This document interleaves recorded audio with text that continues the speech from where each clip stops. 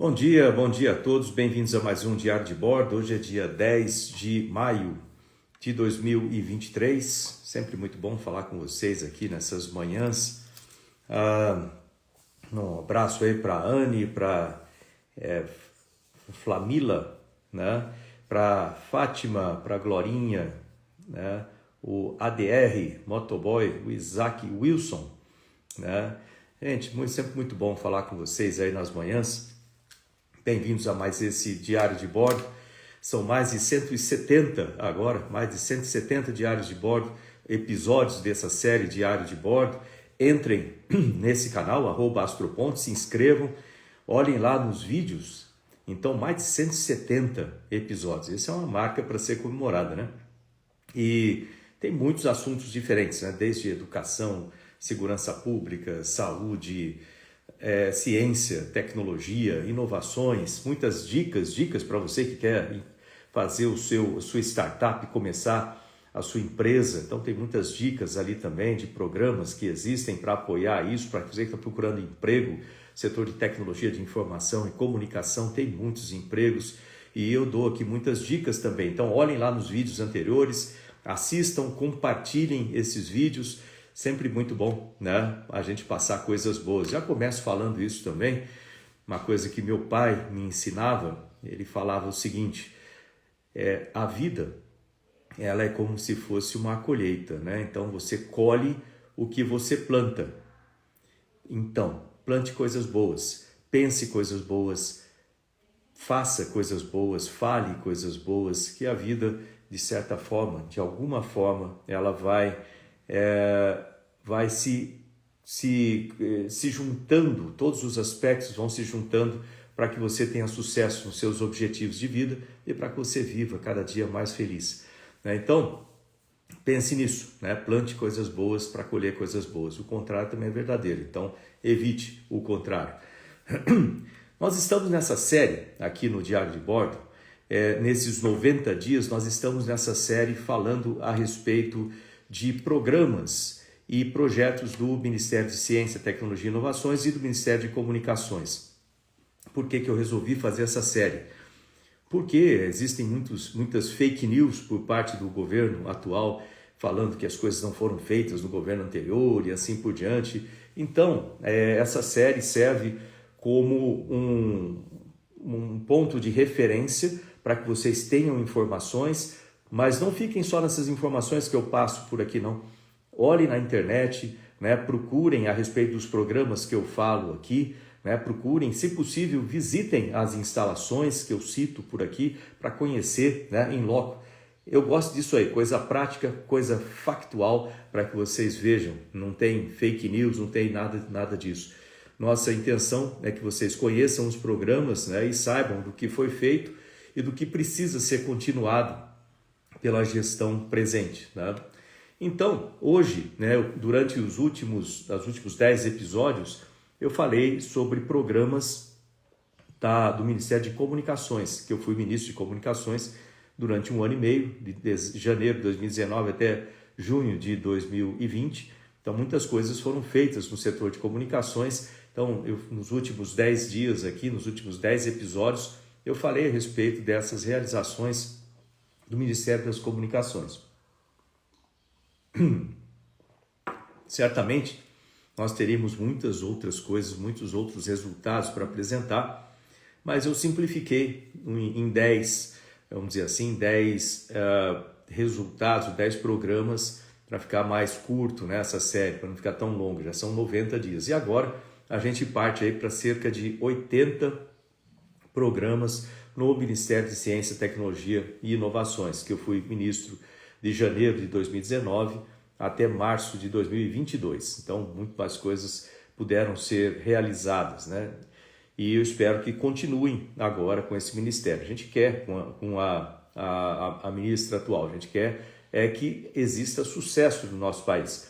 Eu sou um senador da oposição, mas eu sou oposição àquilo que não funciona, né? Nós temos que ser apoiadores das coisas que funcionam para o nosso país, que sejam melhores para a população, para melhor qualidade de vida da população e assim por diante. Então hoje eu vou falar a respeito de um assunto que eu gosto muito, do setor espacial, que foi feito lá por mim no Ministério em 2019, que foi a aprovação do Acordo de Salvaguardas Tecnológicas com os Estados Unidos. Antes disso, esse acordo ficou 20 anos, né? Vocês não ouviram errado não, 20 anos no Congresso sem ser aprovado, 20 anos esperando no Congresso sem ser aprovado. E o acordo é tão simples, é um acordo técnico e ele é tão simples, que quando a gente fala que ficou 20 anos sem ser aprovado no Congresso por causa de narrativas erradas, feitas principalmente por parlamentares da esquerda que não querem o desenvolvimento do setor espacial no Brasil, a gente fala assim, pô, como é que pode uma coisa dessa? 20 anos, parece ridículo quando a gente pensa isso para um acordo tão simples como esse. O Acordo de Salvaguardas Tecnológicas, como o nome diz, ele simplesmente faz o seguinte, os Estados Unidos concordam que o Brasil lance foguetes e satélites de quaisquer países que contenham algum componente de indústria americana, desde que o Brasil se comprometa a proteger essa tecnologia de indústria americana para que não seja copiada ou para que não seja roubada. Ponto. Só isso. E é impressionante, né? Uma coisa tão simples e tão lógica e óbvia, né? E ficou 20 anos no Congresso com parlamentares, principalmente de esquerda, falando coisas absurdas, tipo assim, o Brasil está vendendo o centro de Alcântara para os Estados Unidos, está alugando, os Estados Unidos vão dominar o centro espacial de Alcântara. Pô, não tem absolutamente nada a ver com isso, né? E passou 20 anos lá esperando. E olha, eu vou dizer para vocês, sabe quanto que esse centro espacial de Alcântara pode prover para o programa espacial brasileiro a partir do momento que ele se torna um centro comercial, né? E para ser comercial ele precisa desse acordo, já vou explicar o porquê, né? É mais ou menos o seguinte, por ano de 3 a 3,5 bilhões de dólares, se a gente pegar 1% do mercado de lançamento de micro e pequenos satélites no planeta.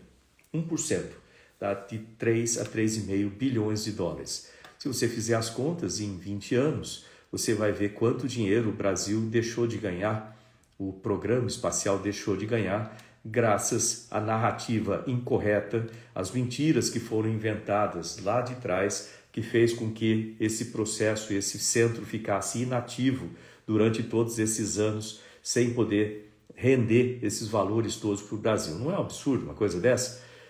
E por que esse acordo de salvaguardas tecnológicas é tão importante? Porque 80% dos foguetes e satélites do planeta tem algum componente de empresa americana, de indústria americana. Pode ser um microchip, pode ser um subsistema da parte de navegação, pode ser uma parte ótica, sei lá, tem algum componente. Portanto, essa é a importância de nós termos esse acordo de salvaguardas tecnológicas assinados com os Estados Unidos e aprovados no nosso Congresso. Uma vez aprovado, o Brasil, o Centro Espacial de Alcântara, comandado pelo Comando da Aeronáutica e pela Agência Espacial Brasileira, né, que tem o controle do centro, não é americano que controla, não é nenhum país que controla, quem controla o Centro de Alcântara é o Brasil, através da Agência Espacial Brasileira, que faz a regulação, e do Comando da Aeronáutica, que é o dono daquela área, é o dono do centro. Então, a única coisa que esse acordo faz é isso, exigir que qualquer foguete e satélite lançado lá que tenha componente americano, esse componente, vamos dizer, essa tecnologia do componente seja protegida para não ser roubada. É igual a Fórmula 1.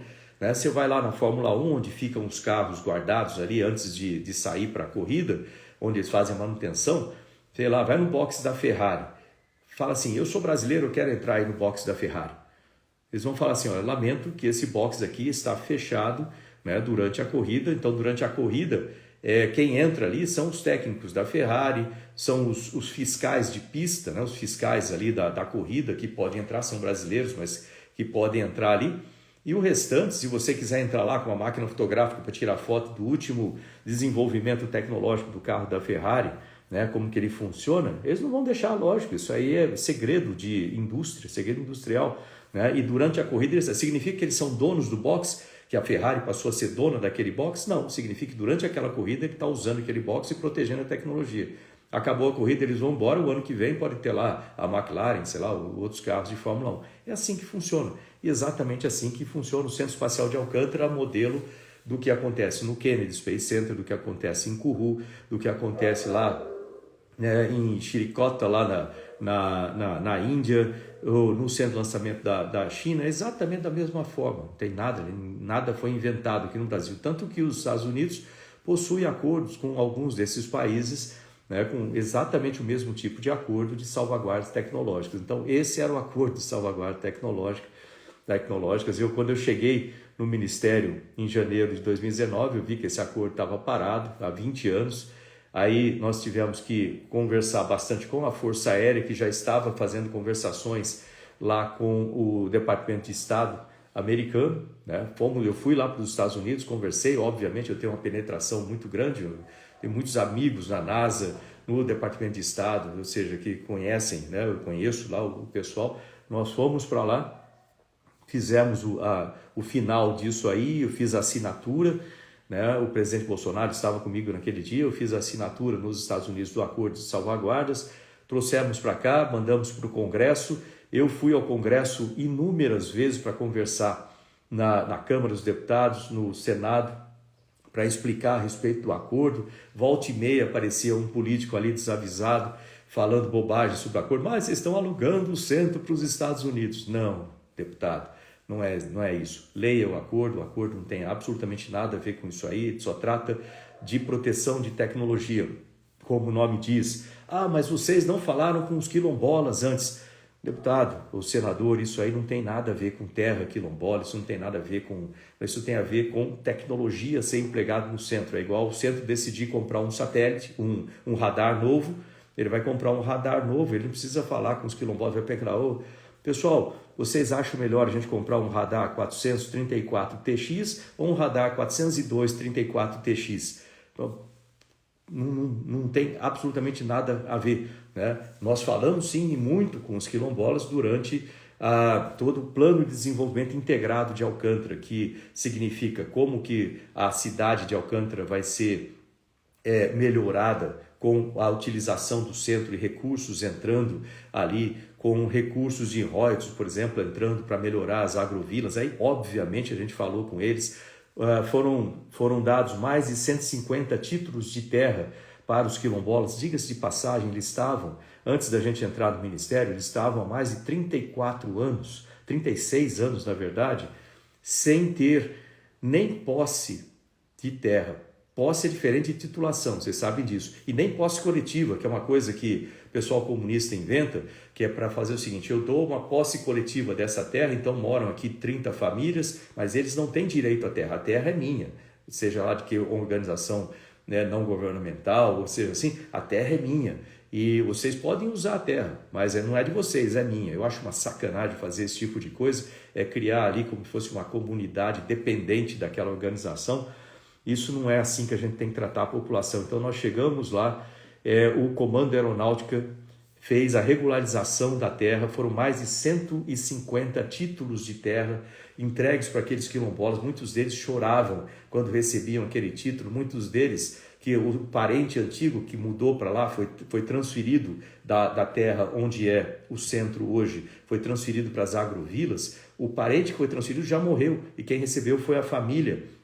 E agora, com o governo Bolsonaro, com a gente ali no Ministério e com o Comando Aeronáutico, eles receberam a titulação, a terra é deles, eles podem vender a terra se quiser, podem usar, né? Receberam um lote para fazer plantação, né? Um lote para fazer agricultura e o lote na agrovila. Olha a diferença, né, de tratamento com essas pessoas. Então, quando vocês ouvem as pessoas falarem, né, sobre reforma agrária, sobre essas coisas todas, lembre-se que no governo Bolsonaro foram mais de 400 mil títulos de terra que foram fornecidos para as pessoas que eram ali, ficavam na terra sem título, sem posse, sem nada. Então, isso é triste, você deixar as pessoas na dependência.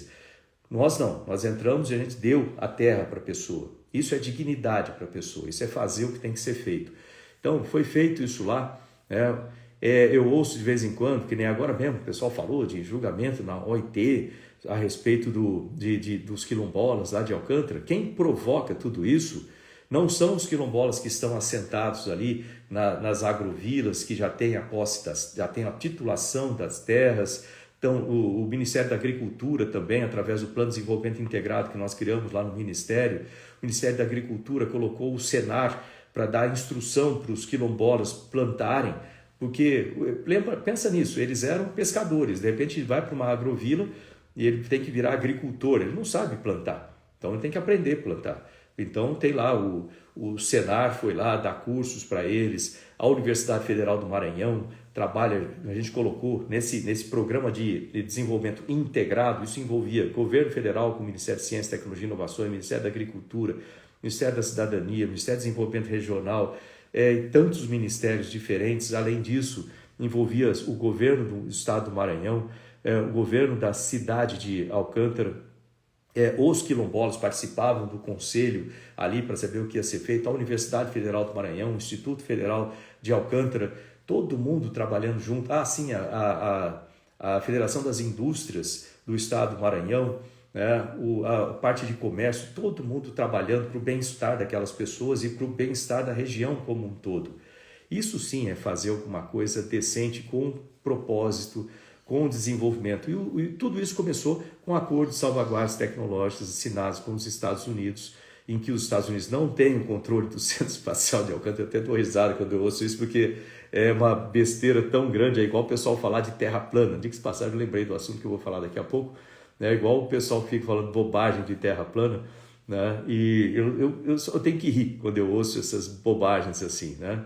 Mas, e aí ali era a mesma coisa. Não, os americanos vão dominar Alcântara, assim, absolutamente nada a ver. O centro de Alcântara é para ser um centro comercial e agora com o acordo de salvaguardas ele consegue alcançar, né, até 80% do mercado mundial. Se ele conseguir 1%, ele vai conseguir produzir de 3 a 3,5 bilhões de dólares por ano para o Programa Espacial Brasileiro. Para isso precisa da ALADA. Mais tarde eu vou falar, em outro dia eu vou falar a respeito da ALADA, né, que é uma empresa estatal que tem que ser criada, controlada pelo Comando da Aeronáutica, para poder gerenciar os recursos do Centro Espacial de Alcântara. Mas isso vai ser assunto para outro dia.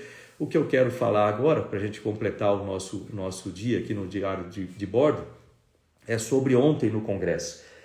Ontem no Congresso, no Senado especificamente, nós tivemos 2 eventos assim mais marcantes que eu vou ressaltar aqui.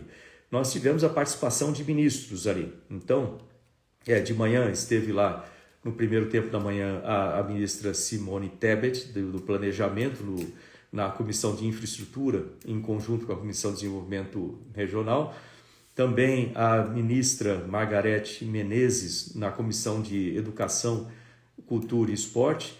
E o ministro Flávio Dino, da Justiça, lá na Comissão de Segurança Pública. Eu procurei dar uma circulada nas 3 comissões para ver, né, 2 delas mais especificamente, na parte de educação e na parte de segurança pública, né, para assistir ali a apresentação. Para que serve? Vamos começar pelo começo aqui, né? Para que serve essas audiências com os ministros nessa fase? Eu lembro que eu fui lá como ministro de Ciência, Tecnologia, Inovações e Comunicações no começo do governo, em 2019, e lembrar que naquela época nós tínhamos ministros técnicos, ou seja, comprometidos com o desenvolvimento do ministério, com a parte técnica e não com blá blá blá, vamos chamar assim, blá blá blá político, para ficar enrolando, coisa assim. Não é isso que a gente quer. Então, para que serve essa audiência? É para o ministro ou ministra ir lá mostrar quais são os seus planos para o ministério, né? Então, quais são as políticas que você vai colocar no ministério? Quais são as estratégias para implementar essas políticas? Em quanto tempo? Qual a meta? Como vai ser feito exatamente isso? Quais são os critérios e indicadores para você acompanhar o desenvolvimento desse seu plano, dessa sua estratégia? Nós precisamos ter esses dados numéricos para que nós possamos acompanhar essas políticas ao longo do tempo, ao longo do ano, 1 ano, 2 anos, né? A gente pede 2 anos para a gente acompanhar isso aí. É função, é obrigação do Congresso e do Senado especificamente também, acompanhar essas políticas e fazer as avaliações. Então, eu sou responsável, por exemplo, né, no Senado, em avaliar as políticas do setor de ciência, tecnologia e inovações, assim como programa espacial, programa nuclear, tudo isso. Eu tenho que saber o que o ministro, a ministra quer fazer, eu tenho que saber quais são os critérios, indicadores, para eu não cobrar uma coisa que não estava previsto o ministro fazer.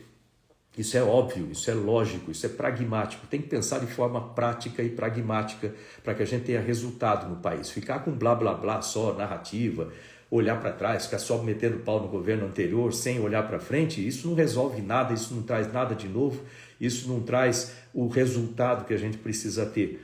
Então, eu vou para essas comissões com a expectativa que o ministro ou a ministra vá passar para a gente essas informações claras, de gestor. Não é chegar lá com, olha, eu sou político hoje, eu sou senador, mas vou usar esse termo geral, não é chegar lá com papo político só, né, agredindo um, agredindo o outro e querendo entrar em discussão que vai resolver o que eu quero. Para mim, tudo isso aí entra para um ouvido e sai para o outro. O que eu quero é dado, eu quero gráfico, eu quero ver o número, eu quero ver o que você tem para apresentar, quais são os seus planos reais. Não pode ter um gestor que não tenha plano, não pode ter um gestor que não saiba fazer um projeto, não pode ter um gestor que não saiba quais os recursos ele vai utilizar para fazer aquele projeto, não pode ter um gestor que não saiba quais são os critérios, indicadores que ele vai acompanhar aquele projeto. Para mim isso é um absurdo, a gente não pode ter esse tipo de gestor público, né? Porque isso é dinheiro desperdiçado da população, é tempo desperdiçado da população. Isso aí é uma falta de respeito com o pagador de imposto, né? Que espera que os ministros façam coisas decentes e que façam coisas, obviamente, não ter corrupção, não ter roubo, isso não é mais do que obrigação, isso aí é obrigação de todo gestor público, não deixar que haja isso aí. Agora, apresentar planos e acompanhar os planos, ser o gestor que vai ver ali passo a passo, isso a gente precisa ter, né, nos nossos ministérios. A gente está falando especificamente dos ministérios, em todas as partes, mas falando aqui dos ministérios. Então, dito isso, né, para vocês entrarem no foco que eu tenho com relação a isso, eu assisti ali, principalmente a apresentação lá do Flávio Dino, e ele, para que todo mundo conhece, ele é um ótimo político, né? Ele fala bem, ele é um ótimo comediante, né? Eu dei risada ali com as bobagens que ele falou ali, algumas coisas, então é um ótimo comediante. Ele entrou em embate ali com certos com senadores como o Flávio Bolsonaro, o Sérgio Moro, o Marcos Duval, por exemplo, entra no embate. Para mim, todas essas coisas, entrar em embate, ficar discutindo aqui, você fez isso, você não fez aquilo, isso é tudo bobagem para esse momento que a gente tem. A gente vai ter a CPMI, onde aí sim a gente vai perguntar a fundo a respeito da CPMI, a respeito dos eventos do 8 de janeiro, aí a gente pode exigir, né, documentos, a gente pode exigir uma série de coisas que serão exigidas para ficar claro esses assuntos, mas aquela audiência de ontem, o foco da audiência era ouvir do ministro, né, quais são os planos, as estratégias, as políticas que vão ser implementadas, resumindo uma frase, quais são os critérios, indicadores que vão ser utilizados para que a gente acompanhe essas políticas, ponto, certo? É só que isso foi o mínimo que eu vi, eu não vi isso aí.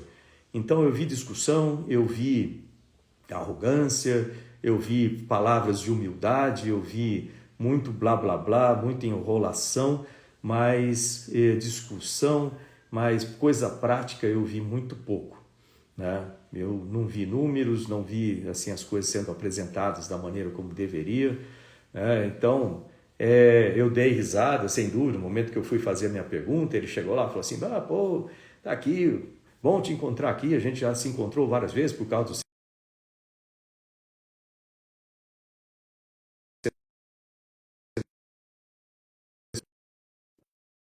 estivemos juntos, sim, estivemos lá em Alcântara, lá no Maranhão. Aí ele, pô, então foi o cara que me falou que a Terra não é plana, né? Tentando colocar ali algum tipo de humor em torno de um tema tão absurdo como esse, como se alguém acreditasse nesse tipo de coisa, né?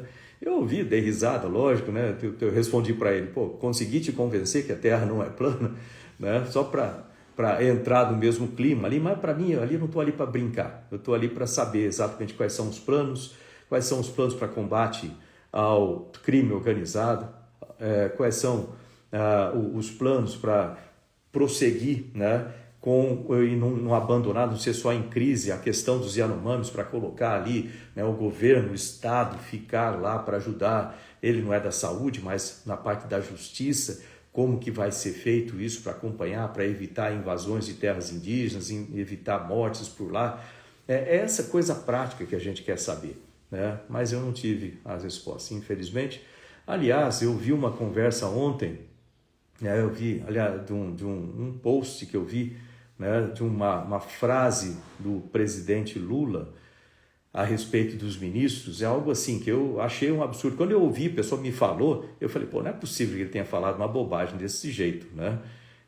Aí eu fui ver, não, realmente ele falou, eu vi o vídeo, a não ser que o vídeo tenha sido modificado, mas eu vi o vídeo dele falando uma coisa mais ou menos assim, né? Os ministros não têm que pensar, ministro não tem que criar ou ter ideia, né? Ministro só tem que executar o que eu quero, o que já foi decidido. Bom, então você não precisa de ministro para fazer isso aí, certo? Um ministro que é gestor de um ministério com uma responsabilidade enorme a respeito de um setor estratégico para o país, o ministro tem que ser um ser pensante, tem que ser primeiro um entendido daquela área, tem que ser um especialista daquela área, ele tem que ter ideias, ele tem que ditar quais são as políticas daquele ministério. O ministro tem que pensar, sim senhor, ele tem que pensar, ele tem que ser o responsável em dirigir o ministério, dar as diretrizes, né, para acompanhar. Ele tem que, se tiver um conselho, por exemplo, para pensar em metas de longo prazo, né, metas para 30 anos, por exemplo, ele tem que dirigir as políticas para chegar lá, ele tem que criar eixos estratégicos. Os ministros, eles são os gestores de áreas importantes do país. Então é um absurdo você falar que o ministro não deve pensar, o ministro não deve ter ideia, né? Que papo é esse? Então é muito diferente, né, você ver uma situação como essa, onde uma pessoa tende a querer centralizar tudo nela. Aliás, isso que a gente tem visto no Brasil nos últimos, 50 anos aí, não sei quantos anos tem o PT, mas no PT vocês veem que tudo é centralizado em cima do Lula, né? E pode ver, se o Lula sair, o que fica no PT, por exemplo, para ser candidato a presidente, né, com chances? Não fica nada, você não tem líderes, que nunca formou líderes. Por outro lado, no Bolsonaro, ele é muito diferente, né? O que ele fazia lá? Ele trouxe ministros técnicos. Quantas vezes ele falava, olha, quem entende de economia é o Paulo Guedes, quem entende de ciência e tecnologia é o Marcão lá, é o Max Ponce, quem entende de agricultura é a Tereza Cristina. Isso aí é líder. O líder não é aquele que tem medo, vamos dizer assim, do conhecimento das pessoas que fazem parte do time. O líder é aquele que ajuda os membros do time a desenvolverem o seu máximo potencial, que reconhece o mérito no time, é aquele que faz outros líderes, é aquele que incentiva o desenvolvimento de cada um dos membros do time. Esses são líderes de verdade. Então o Bolsonaro aí dá um show em termos de liderança, né? Ele não centraliza, fala assim, vocês só fazem o que eu mandar. Não existiu isso aí. O pessoal falava que ele era autoritário, de jeito nenhum. Que eu estou vendo de autoritarismo é agora, tá? Então, só aí um comentário a respeito dessa frase aí do atual presidente. Então, gente, um abraço para vocês, né? Não se esqueça de se inscrever aqui no canal, o tempo já acabou. Não esqueça de se inscrever aqui no canal e compartilhar. Tem mais de 170 vídeos aqui nessa série Diário de Bordo, então compartilhe também, é importante passar isso para as outras pessoas. Tem sobre todos os assuntos, né? E eu agradeço a sua audiência aqui, espero que estejam comigo amanhã em mais um Diário de Bordo, né? Desculpe, às vezes eu não gosto de me alterar, quem me conhece sabe disso. Às vezes, só um comentário final, às vezes as pessoas falam assim, pô, você precisava ser mais, gritar mais, ser mais assim, eloquente, gritar essa coisa. Me diz o que se resolve de forma eficiente gritando? Nada. Né? Ah, mas você está no parlamento. Eu digo para vocês o seguinte, eu aprendo muito rápido. Né? E nesses 100 dias que eu estou lá, deu para perceber o seguinte, as coisas importantes dentro do parlamento, elas não são resolvidas aos gritos lá na tribuna, ou aos gritos, né, no plenário, ou qualquer lugar. Elas são resolvidas com conversa, elas são resolvidas com discussões produtivas. Então, é assim que se resolvem as coisas importantes. E eu tenho certeza que você presta muito mais atenção quando uma pessoa olha no seu olho e fala para você de forma clara, de forma controlada, sem emoção, e fala do que uma pessoa gritando no seu ouvido ou gritando e falando. Você não acredita muito numa pessoa dessa. Então, é assim que eu sou, é assim que eu vou continuar a ser, é assim que um piloto de combate tem que ser. Né? Lembra que eu fui treinado como piloto de combate. Eu não gosto muito de falar disso, mas eu fui treinado para matar. Né? Um piloto de combate, você bota uma bomba embaixo do avião, um foguete no avião, um míssil, qualquer coisa, não é para jogar flor em alguém, é para matar, mas é para matar defendendo o nosso país. Né? E isso é feito com técnica, isso é feito com inteligência, isso é feito com frieza e precisão. É assim que tem que funcionar as coisas. Então não esperem que eu vou ficar gritando, que eu vou ficar fazendo qualquer coisa disso, não esperem que eu vou ficar me alterando, porque não é essa maneira mais eficiente, e eu trabalho com lógica, eu trabalho com eficiência, eu trabalho com inteligência, e é assim que a gente vai trabalhar. Tá ok, gente? E os resultados virão no tempo correto. Grande abraço aí para vocês, vejo vocês amanhã em mais um Diário de Bordo. Tchau, tchau.